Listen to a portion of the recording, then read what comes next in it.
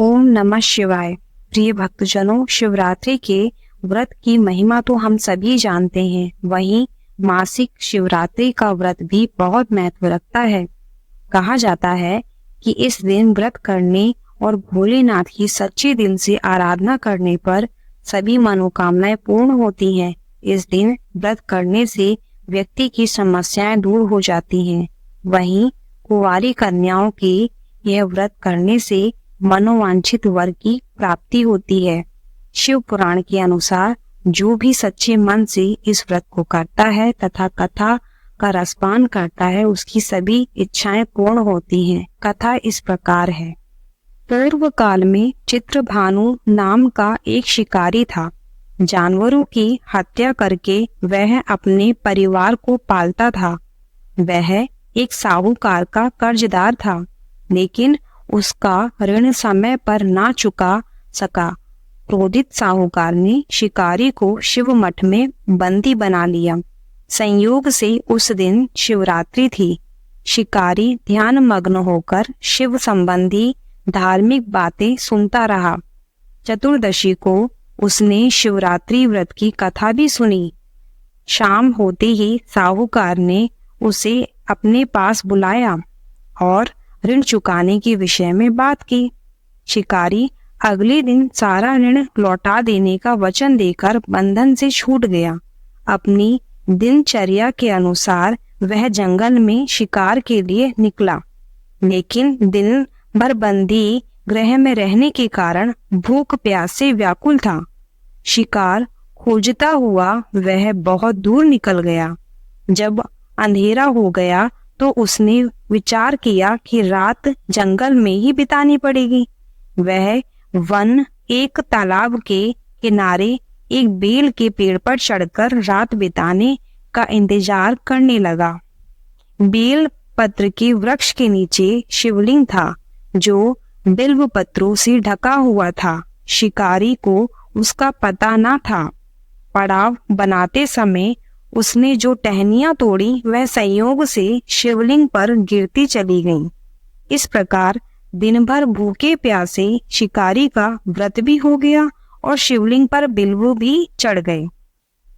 एक पहर रात्रि बीत जाने पर एक गर्भिणी हिरणी तालाब पर पानी पीने पहुंची।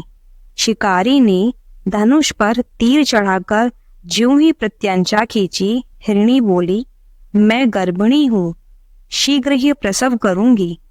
तुम एक साथ दो जीवों की हत्या करोगे जो ठीक नहीं है।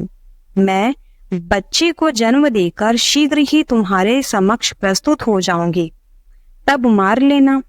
शिकारी ने प्रत्यंचा ढीली कर दी और हिरणी जंगली झाड़ियों में लुप्त हो गई। प्रत्यंचा चढ़ाने तथा ढीली करने के वक्त कुछ और बिल्व पत्र अनायास ही टूटकर शिवलिंग पर गिर गए। इस प्रकार उससे अनजाने में ही प्रथम पहर का पूजन भी संपन्न हो गया। कुछ ही देर बाद एक और हिरणी उधर से निकली। शिकारी की प्रसन्नता का तो ठिकाना ही नहीं रहा। समीप आने पर उसने धनुष पर बाण चढ़ाया।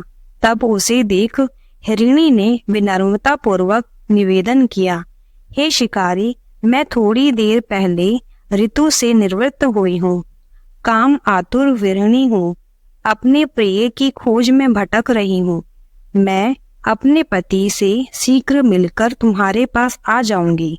शिकारी ने उसे भी जाने दिया। 2 बार शिकार को खोकर उसका माथा ठनका। वह चिंता में पड़ गया।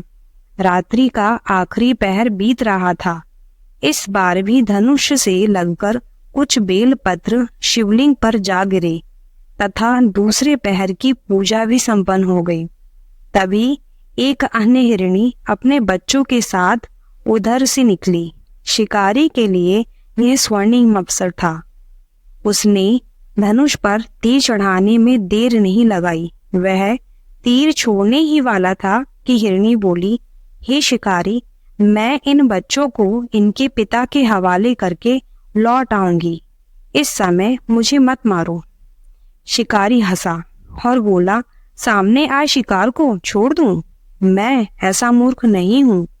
इससे पहले मैं 2 बार अपना शिकार खो चुका हूँ। मेरे बच्चे भूख प्यास से व्याकुल हो रहे होंगे। उत्तर में हिरणी ने फिर से कहा, जैसे तुम्हें अपने बच्चों की ममता सता रही है, ठीक वैसे ही मुझे भी।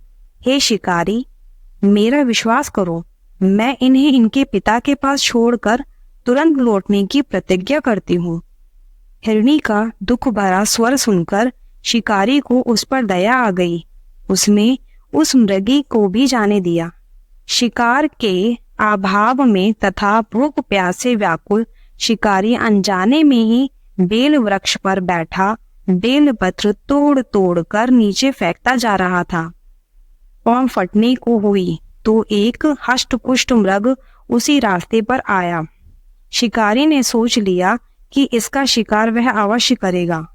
शिकारी की तनी प्रत्यंचा देखकर मृग विनीत स्वर में बोला, हे शिकारी, यदि तुमने मुझे पूर्व आने वाली 3 मृगियों तथा छोटे छोटे बच्चों को मार डाला है तो मुझे भी मारने में विलंब ना करो, ताकि मुझे उनके वियोग में एक क्षण भी दुख न सहन करना पड़े। मैं उन हिरणियों का पति हूँ। यदि तुमने उन्हें जीवन दान दिया है तो मुझे भी कुछ क्षणों का जीवन दान देने की कृपा करो। मैं उनसे मिलकर तुम्हारे समक्ष उपस्थित हो जाऊंगा। मृग की बातें सुनते ही शिकारी के सामने पूरी रात का घटना चक्र घूम गया। उसने सारी कथा मृग को सुना दी। तब मृग ने कहा, मेरी तीनों पत्नियां जिस प्रकार प्रतिज्ञाबद्ध होकर गई हैं, मेरी मृत्यु से अपने धर्म का पालन नहीं कर पाएंगी। अतः जैसे तुमने उन्हें विश्वास पात्र मानकर छोड़ा है, वैसे ही मुझे भी जाने दो। मैं उन सबके साथ तुम्हारे सामने शीघ्र ही उपस्थित होता हूँ। शिकारी ने उसे भी जाने दिया। इस प्रकार सुबह हो आई।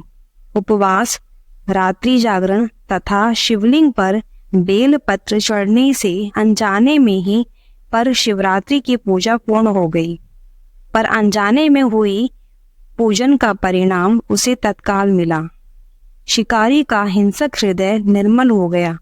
उसमें भगवत शक्ति का वास हो गया। थोड़ी ही देर बाद वह मृग सा परिवार शिकारी के समक्ष उपस्थित हो गया ताकि वह उनका शिकार कर सके। किंतु जंगली पशुओं की ऐसी सत्यता, सात्विकता एवं सामूहिक प्रेम भावना देखकर शिकारी को बड़ी ग्लानि हुई। उसने मृग परिवार को जीवन दान दे दिया। अनजाने में शिवरात्रि के व्रत का पालन करने पर भी शिकारी को मोक्ष की प्राप्ति हुई। जब मृत्यु काल में यमदूत उसके जीव को ले जाने आए तो शिव गणों ने उन्हें वापस भेज दिया तथा शिकारी को शिवलोक ले गए। शिवजी की कृपा से ही अपने इस जन्म में राजा चित्रभानु अपने पिछले जन्म को याद रख पाए तथा शिवरात्रि के महत्व को जानकर उसका अगले जन्म में भी पालन कर पाए। ओम नमः शिवाय।